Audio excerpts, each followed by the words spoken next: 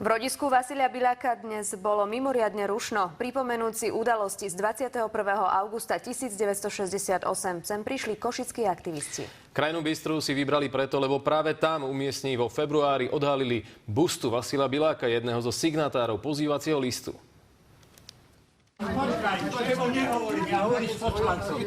Až do dedinky Krajná Bystrá, teda rodiska Vasila Biľaka, dal poslanec Alojz Hlina doviesť obrnené vozidlo pechoty. Práve tu Vasiľovi Biľakovi vo februári postavili pamätník s bustou. Po týždni ho títo dvaja výtvarníci poliali červenou farbou. O týždeň na to busta zmizla úplne.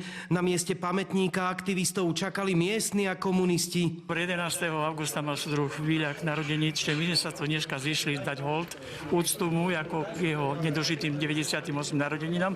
Títo aktivisti však Vasila Biľaka považujú za jedného zo signatárov pozývacieho listu. Vasil Biľak zradil našich ľudí, zradil vlastných ľudí, zavolal na nich cudzie vojská, ktoré strieľali do našich ľudí. Takýmto ľuďom sa pamätníky nestávajú.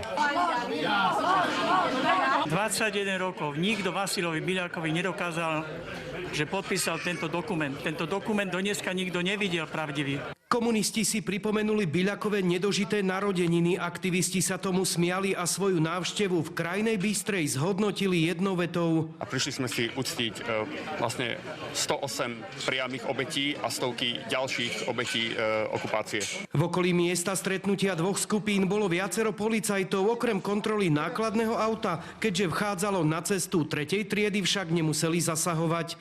Z Krajnej Bystrej Pavol Sivák, televízia Markíza.